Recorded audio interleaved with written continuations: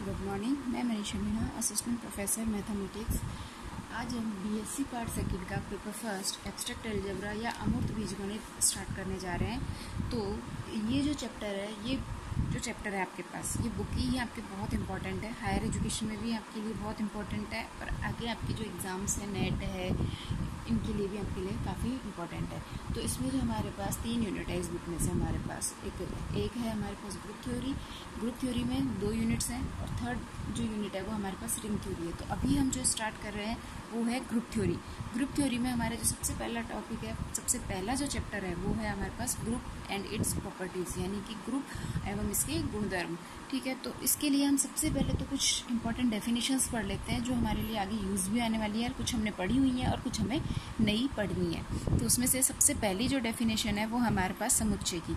तो समुच्चय, जैसा कि आप पहले भी पढ़ चुके हैं कि समुच्चय क्या है। समुच्चय वस्तुओं या ऑब्जेक्ट्स के सुपरिभाषित संग्रह, यानी well defined collection of objects, इसको हम क्या कहते हैं, सेट कहते हैं, समुच्चय कहते हैं। ठीक है, इसमें और जिन वस्तुओं का ये समुच्चय बनता है उन वस्तुओं को वो क्या कहलाती है, उस समुच्चय के अवयव कहलाते हैं या सदस्य कहलाते हैं। सेकंड पॉइंट, इस समुच्चय को प्राय अंग्रेजी वर्णमाला के बड़े अक्षर कैपिटल लेटर से और उसके अवयवों को अंग्रेजी वर्णमाला के छोटे अक्षर यानी कि स्मॉल लेटर से व्यक्त करते हैं। थर्ड पॉइंट है कि यदि एक्स समुच्चय ए का अवयव है तो इसे हम एक्स बिलोंग्स टू ए से व्यक्त करें, यानी कि इस तरह से व्यक्त करते हैं। इसको हम क्या पढ़ते हैं, एक्स बिलोंग्स टू ए से व्यक्त करते हैं। और यदि एक्स ए का अवयव नहीं है तो इसे संकेत में X does not belongs to A, तो X does not belongs to A से व्यक्त करते हैं। ठीक है, अब हमारे पास है कि हम समुच्चय को कितने प्रकार से व्यक्त कर सकते हैं। तो समुच्चय को बनाने के लिए हमारे पास 2 विधियां हैं। सबसे पहली है टेबुलर फॉर्म और सेकंड फॉर्म है हमारे पास सेट होल्डर फॉर्म। तो टेबुलर फॉर्म में क्या होता है कि इसमें सभी अवयवों की सूची बनाकर मंझले कोष्ठक में बंद करते हैं। सभी अवयवों की, जैसे मैंने कह दिया कि 1 से लेकर 10 तक के अवयव, तो 1 से लेकर 10 तक के 1 2 3 4 5 6 7 8 9 10 सारे लिख दिए और उनको हमने कोष्ठक में बंद कर दिया। तो इस तरह से अगर हम अवयवों की सूची इस तरह से अगर हम किसी समुच्चय को परिभाषित करते हैं तो वो कौन सी फॉर्म होगी, उसकी टेबुलर फॉर्म। और सेकंड जो है वो है सेट होल्डर फॉर्म। तो इसमें अवयवों की जानकारी हेतु उनके गुणधर्म का उल्लेख करते हुए निम्न प्रकार व्यक्त करते हैं, यानी कि एक्स सच दैट एक्स में गुणधर्म पी है तथा इसे निम्न प्रकार पढ़ते हैं। इसे हम निम्न प्रकार पढ़ते हैं कि उन समस्त अवयवों एक्स का समुच्चय जो कि पी गुणधर्म का पालन करते हैं। जैसे कि इसे समझने के लिए, जैसे कि हमने एक एग्जांपल लेते हैं कि हमने इसमें लिखा कि एक्स वो अवयव है, एक्स क्या है कि जो एक्स यहाँ पर वो डिस्ट्रिक्ट है जो राजस्थान की डिस्ट्रिक्ट है। ठीक है, राजस्थान के डिस्ट्रिक्ट है। अब x such that x Rajasthan के जिले हैं। ठीक है, अब हमने सिर्फ इतना लिखने से हमारे पास ये अंडरस्टूड हो गया कि जिले जो है वो इसमें कितने अवयव आएंगे, 33 अवयव। कि राजस्थान में कितने जिले हैं, सभी जिले हैं, 33 जिले हैं टोटल। तो सभी जिलों का एक जो समुच्चय बनेगा वो उसको हमने सिर्फ एक लाइन से रिप्रेजेंट कर दिया। अदरवाइज हमें क्या करना पड़ता कि सारे जिलों के नाम लिखने पड़ते, जैसे कोटा, अजमेर, टोंक, भरतपुर, अलवर। ठीक है, इस तरह के हमें सारी चीज़ें लिखनी पड़ती है इसमें। तो अगर हम किसी के गुणधर्म से उसे व्यक्त करें तो सेट होल्डर फॉर्म, और अगर हम उसके अवयवों से रिप्रेजेंट करें तो टेबुलर फॉर्म। ठीक है, तो इसे निम्न प्रकार पढ़ते हैं। ये हमने पढ़ लिया कि समस्त अवयवों एक्स का समुच्चय जो कि गुणधर्म पी का पालन करते हैं। नेक्स्ट जो पॉइंट है कि सबसेट क्या होता है। सबसेट यानी कि उपसमुच्चय। यदि समुच्चय ए का प्रत्येक अवयव समुच्चय बी का भी अवयव हो, समुच्चय ए का प्रत्येक अवयव यानी ए के सारे अवयव बी में विद्यमान हो तो ए बी का उपसमुच्चय कहलाता है तथा बी ए का अधिसमुच्चय या सुपरसेट कहलाता है। सबसेट क्या हो गया कि जब ए के सारे अवयव बी में हैं।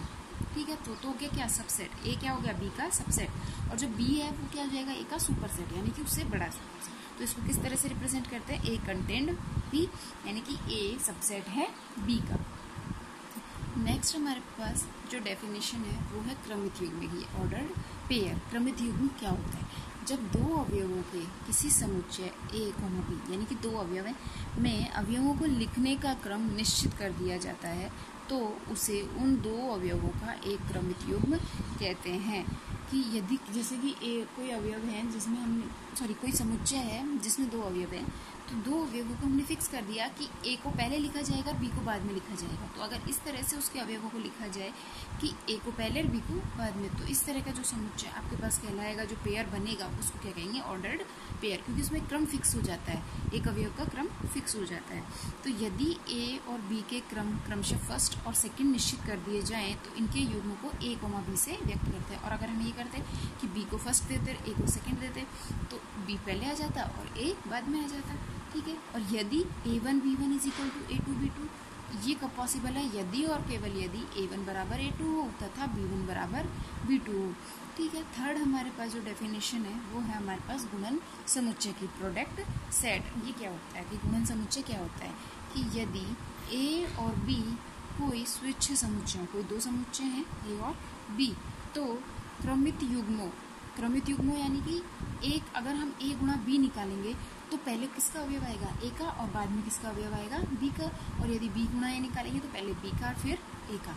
तो a और b कोई स्विच्छ समुच्चय हो तो क्रमित युग्म a, b, a belongs to a, b belongs to b से निर्मित समुच्चय a और b का गुणन समुच्चय कहलाता है। इसे a गुणा b से व्यक्त करते हैं। अतः a गुणा b बराबर क्या हो जाएगा, a, b such that a belongs to a, b belongs to b। अब इसकी कुछ प्रॉपर्टीज हैं कि a गुणा b is equal to phi है।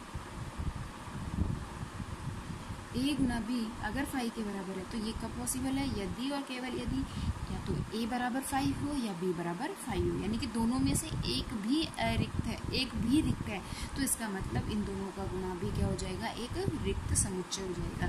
तो दूसरी चीज़ कि a गुणा b does not equal to b गुणा a, इस चीज़ सही है क्योंकि यहाँ a गुणा b में हमारे पास क्रम क्या आया, a और b, और वहाँ पे क्रम क्या आएगा, b और a। इसकी जो थर्ड प्रॉपर्टी है कि ऑर्डर ऑफ a गुणा b is equal to order of a into order of b। इसका मतलब है कि a b में अवयवों की संख्या वो किसके बराबर होगी, a में अवयवों की संख्या गुणा b में अवयवों की संख्या। यदि ये कब पॉसिबल है, जब a और b दोनों फाइनाइट हो यानी कि परिमित हो, ठीक है। नेक्स्ट हमारे पास डेफिनेशन है रिलेशन यानी कि संबंध। किसी समुच्चय a से समुच्चय b में कोई संबंध r किसी एक नियम द्वारा परिभाषित होता है, किसी भी एक नियम द्वारा परिभाषित होता है। यदि a belongs to a, b belongs to b के युग्म a b belongs to a गुणा b, यानी कि a और b दो अवयव हैं, a का अवयव है, b का अवयव है, और तो उनका युग्म a b ये किस में बिलोंग करेगा, उनके प्रोडक्ट समुच्चय में a गुणा b में। के लिए यह नियम r सत्य हो तो यह कहते हैं कि a का b से संबंध है, a का b से संबंध है, या a b से संबंध r से संबंधित है, जिसे a r b या a, b belongs to r से व्यक्त करते हैं। यानी कि a और b कोई समुच्चय है आपके पास दो। अब यदि a का कोई अवयव b के दूसरे अवयव से संबंधित है, यानी कि किसी भी नियम से संबंधित है, तो यदि r नियम से संबंधित है, हम कहते हैं कि r नियम से संबंधित है, तो a, b किस में बिलोंग करेगा, r रिलेशन में, ठीक है। और अगर किसी और नियम से संबंधित है तो उससे हम संबंध परिभाषित कर देंगे, ठीक है। अब इसका नेक्स्ट जो पॉइंट है, इसे बिलोंग इस तरह से हम रिप्रेजेंट करते हैं। नेक्स्ट पॉइंट है कि यदि r समुच्चय a से b में एक संबंध है, r समुच्चय a से b में एक संबंध है, तो r के अंतर्गत उक्त विधि से प्राप्त युग्मों का समुच्चय a गुणा b का एक उपसमुच्चय होगा, ठीक है।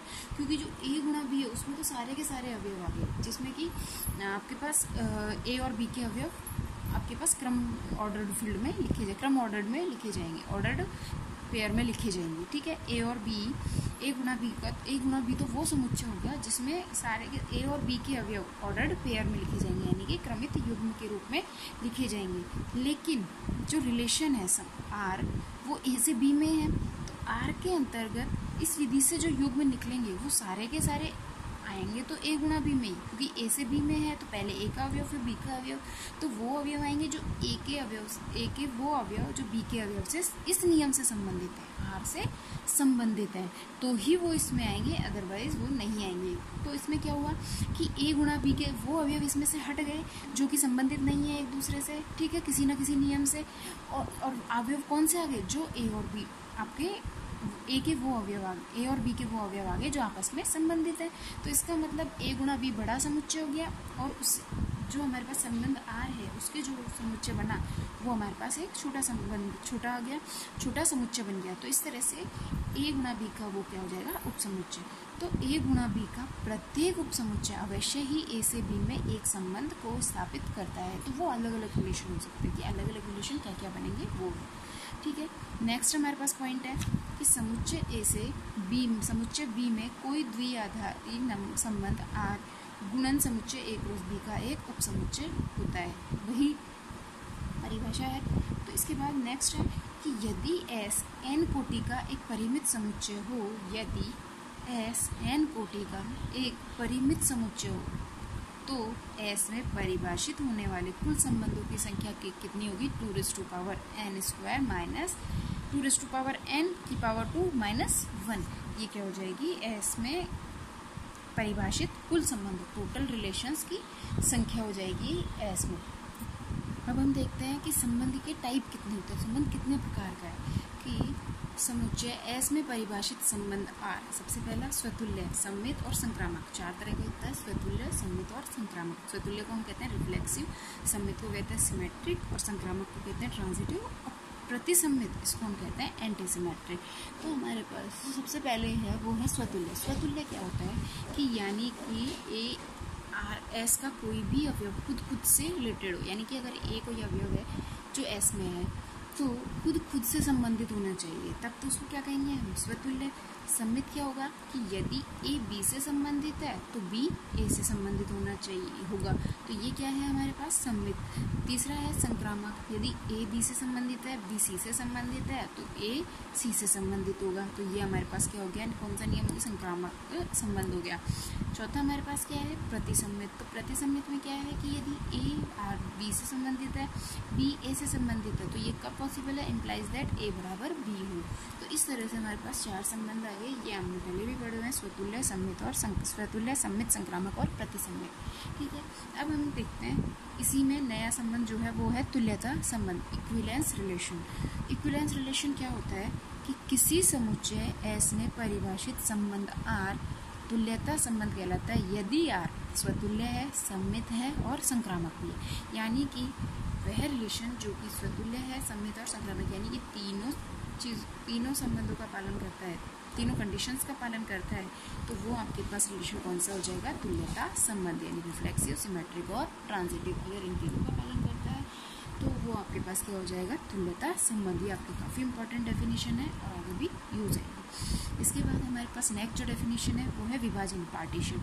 तो इसके लिए हम देख लेते हैं कि अगर ए कोई अरिक्त उपसमुच्चयों का कुल, ए के अरिक्त उपसमुच्चय, ए हमारे पास एक समुच्चय सेट है तो उसके जितने भी हमारे पास अरिक्त समुच्चय बने, अरिक्त उपसमुच्चय बने, ठीक है, उन सभी का एक समुच्चय, उनके उपसमुच्चयों का कुल यानी कि फैमिली। तो जो एक फैमिली हम डिनोट कर रहे हैं कि उसके जितने भी अरिक्त उपसमुच्चयों का कुल विभाजन कहलाता है। तो इसको हमने किससे डिनोट कर दिया, ए आई, यानी कि A1, A2, A3, AN इसके क्या हैं, कुछ उपसमुच्चय हैं, तो उनको हमने एक फैमिली के रूप में डिनोट कर दिया AI से, ठीक है। अब AI से इसके सारे के सारे अरिक्त उपसमुच्चय आ गए। जब अरिक्त उपसमुच्चय आ गए यानी कि इसमें ए के सारे अवयव आ गए, तो इसका मतलब हम इसके प्रत्येक उपसमुच्चय का यूनियन लें, सब एक साथ सभी उपसमुच्चयों का यूनियन लें तो वो किसके बराबर आएगा, ए के बराबर। और इनमें से कोई भी 2 उपसमुच्चय आपके पास, उनमें कोई भी अवयव कॉमन नहीं होगा, किन्हीं भी 2 उपसमुच्चयों में कोई भी अवयव कॉमन नहीं होगा, यानी कि AR intersection AJ is equal to 5 होगा, अर्थात AR और AJ कुल के कोई दो जहाँ AR और AJ कोई कुल के कोई 2 सदस्य हैं, यानी कि AR और AJ में कोई भी अवयव कॉमन नहीं है। अब हमारे पास जो नेक्स्ट डेफिनेशन है वो है हमारे पास फलन की परिभाषा। तो फलन भी आप जैसे पिछली क्लासेस में पढ़ चुके हैं और हम एक बार और देख लेते हैं। फलन या प्रतिचित्रण, इसको इंग्लिश में हम कहते हैं फंक्शन और मैपिंग। तो कोई सेट है X, एक दूसरा सेट है Y, ठीक है। सेट X से सेट Y में फलन f वह संबंध है जिसके द्वारा x का प्रत्येक अवयव y के एक अद्वितीय अवयव से संबद्ध होता है, या इसे f x to y से व्यक्त करते हैं। f क्या है, एक रिलेशन है एक रिलेशन, वो कहाँ से है, x से y में। लेकिन इसमें कंडीशन क्या है कि x का प्रत्येक अवयव y के एक अद्वितीय अवयव से संबद्ध होता है। x का प्रत्येक अवयव y के यूनिक अवयव से संबद्ध होता है कि x के हर एक अवयव की एक यूनिक इमेज होगी। ठीक है। सेकेंड हमारे पास इसमें कि x तथा y क्रमशः फलन f के प्रांत और सहप्रांत कहलाते हैं। x जो है वो क्या कहलाता है, आपका प्रांत, और y क्या कहलाता है, सहप्रांत। थर्ड है कि x के अवयव के समुच्चय y में प्रतिबिंबों के समुच्चय को, x के अवयवों के समुच्चय y में प्रतिबिंबों के समुच्चय को फलन f का परिसर कहते हैं। इसे fx से व्यक्त करते हैं, यानी कि x के अवयव उनका प्रतिबिंब y में क्या आ रहा है, उन सभी का जो समुच्चय बना वो क्या कहलाता है, उसका परिसर, f का परिसर, यानी कि उसकी रेंज कहलाती है। और इसे किससे डिनोट करते हैं, fx से। ठीक है। इसकी अगली नेक्स्ट पॉइंट है कि फलन f जिसका प्रांत और सहप्रांत एक ही समुच्चय हो, एकांगी संक्रिया कहलाता है। कोई भी फलन है जिसका प्रांत और सहप्रांत एक ही समुच्चय, यानी कि a से a में परिभाषित है। तो इस तरह का जो सेट आपके पास एक ही समुच्चय हो, तो इस तरह का जो फलन होगा उसे हम एकांगी संक्रिया या यूनरी ऑपरेशन कहते हैं। ठीक है। अब नेक्स्ट जो हमारे पास है वो है कि किसी समुच्चय S में एक द्विआधारी या द्विचर संक्रिया, इंपॉर्टेंट है द्विआधारी या द्विचर संक्रिया की डेफिनेशन आपके पास, कि किसी समुच्चय S में एक द्विआधारी या द्विचर संक्रिया, यानी कि इसको बोलते हैं बाइनरी ऑपरेशन, एक ऐसा नियम है जिसके अंतर्गत S के प्रत्येक दो अवयव S के एक अद्वितीय अवयव से संबद्ध होता है। S का प्रत्येक दो अवयव S के एक अद्वितीय अवयव से संबद्ध होता है। इसे हम कहते हैं बाइनरी ऑपरेशन। बाइनरी ऑपरेशन है जैसे कि मैं कहूँ कि आपके पास है धनात्मक पूर्णांकों का कोई समुच्चय है, धनात्मक पूर्णांकों का कोई समुच्चय है, तो धनात्मक पूर्णांकों के समुच्चय में हम प्लस संक्रिया लगाते हैं। ठीक है। अब धनात्मक पूर्णांक हमारे पास क्या हो गए, 1 2 3 4 इस तरह के पॉजिटिव नंबर। अब पॉजिटिव नंबर में हमने संक्रिया लगाई क्या, प्लस। अब 1 + 2, 1 + 2। अब प्लस संक्रिया हमें बतानी है। प्लस संक्रिया यहाँ पर क्या है, द्विआधारी संक्रिया है। कैसे है, क्योंकि आप 1 और 2 को जब जोड़ोगे तो एक नया अवयव आएगा 3, लेकिन वो भी किसका ही आया, जेड का ही, जो हमारे पास पूर्णांकों का समुच्चय है उसी का अवयव आया, यानी कि एक यूनिक अवयव हो गया ये तीसरा। अब हमने किया कि 2 + 3 ये किसके इक्वल आएगा, 5 के इक्वल। जब ये 5 के इक्वल आएगा तो इसका मतलब ये भी एक यूनिक अवयव से है, तो इसका मतलब प्लस संक्रिया जेड में एक क्या है आपके पास, द्विचर संक्रिया है। इसी तरह से हम देखते हैं गुणन संक्रिया को। गुणन संक्रिया के लिए पूर्णांकों को ले लेते हैं। पूर्णांक है हमारे पास, पूर्णांकों के समुच्चय में भी हम गुणन संक्रिया लेते हैं। तो गुणन संक्रिया के लिए कि 1 × 2, 1 × 2 किसके इक्वल, 2 के इक्वल, एक यूनिक अवयव के इक्वल है। तो 2 × 3 किसके इक्वल, 6 के इक्वल, वो भी एक यूनिक अवयव। तो इस तरह से गुणन संक्रिया भी जेड में क्या है, एक द्विचर संक्रिया है। तो अभी तक हमने ये द्विचर संक्रिया तक पढ़ा। इससे आगे हम ग्रुप के बारे में, ग्रुप की और आगे की कुछ डेफिनेशंस के बारे में पढ़ेंगे। Thank you.